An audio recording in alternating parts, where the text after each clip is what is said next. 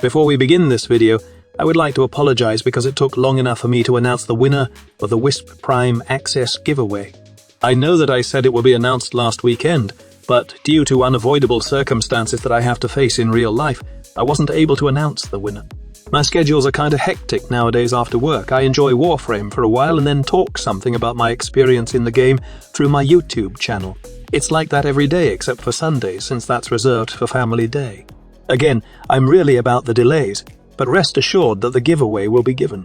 The winner of the Wisp Prime giveaway is displayed on your screen. If you are watching this video, then rest assured that I already sent your details to Digital Extremes and they will be giving your prizes soon.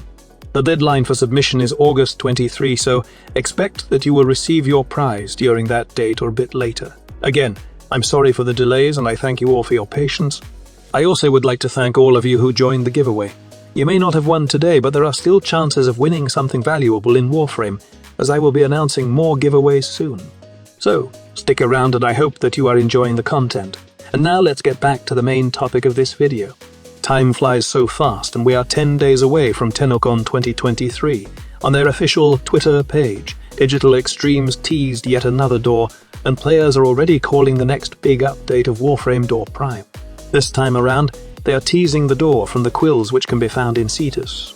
So we have the secret laboratory doors within the gas city, then the Orokin vault doors from the void, and now they are teasing the doors from the quills. While some of you might be confused already about what the developer is hinting to us, my gut feels strongly suggest that it has something to do with the man who knows no boundaries and could open any doors in the Warframe universe, and that is Albrecht Entrati. However, this is just speculation at the moment, but the threads are intertwining and it leads to one destination if we simply just put all the pieces together. But then again, we will just have to wait for TennoCon 2023.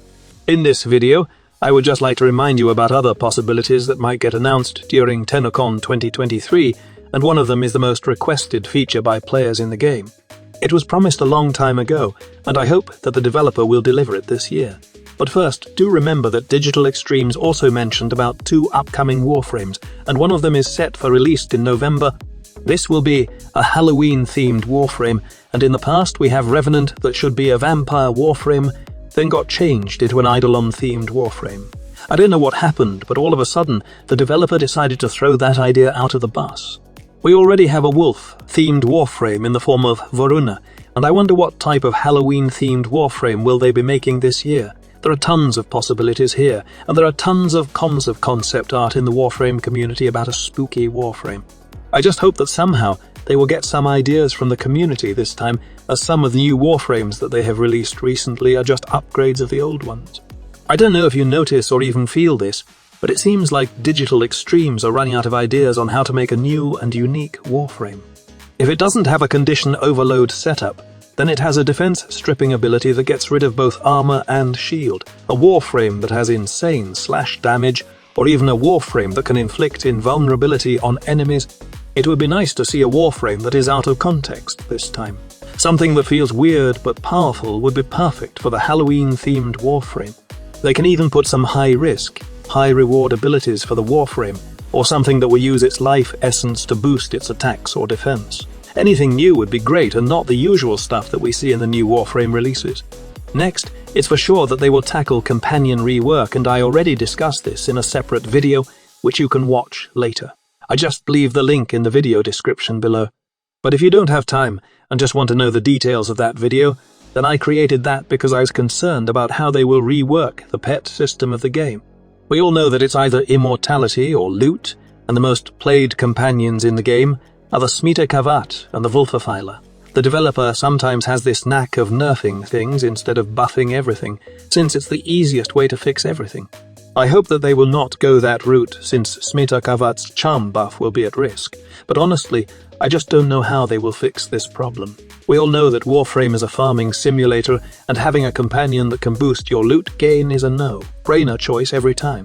I don't want this kind of fix, but this is the best possible fix that Digital Extremes might do to solve the problem of players using just one companion in almost all missions. Also, we will hear more about the crossplay progression and Warframe mobiles. Then, we might see a new roadmap on what they are planning for the next 5 to 10 years of Warframe. They could also reveal some reworks for Warframes. and I'm hoping that both Hydroid and Inaros will be mentioned first if they do reveal Warframe reworks.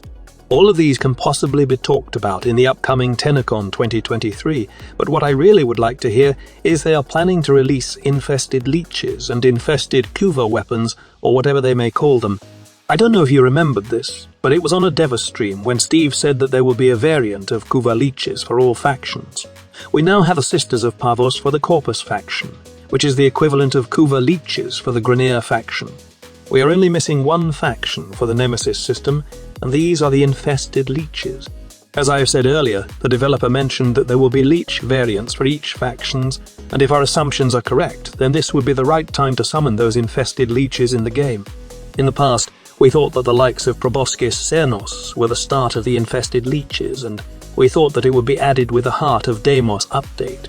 The update felt a little short when it comes to boss fights, as we only have the corn bots in the isolation vaults.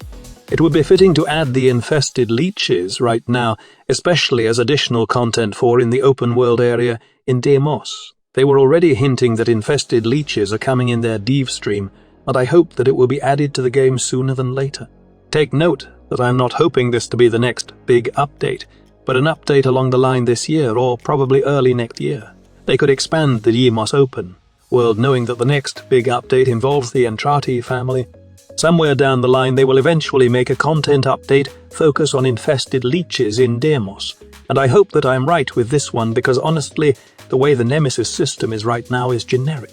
We need something new, and not just the usual farm for Murmur in star chart levels, then the final battle will be on the Railjack system.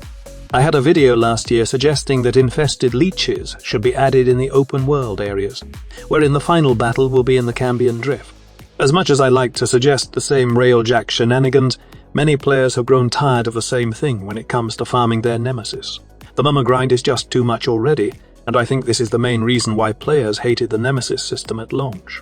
Honestly, the Murmur grind right now is better compared to the launch, as it was horrible having to grind for hours just to farm all the Murmur needed to unlock all the necessary Requiem mods to kill your leech.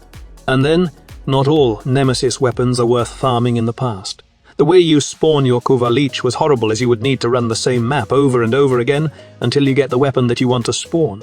Right now, if you don't like the weapon, then all you need to do is leave, and that weapon will have a lesser chance of spawning.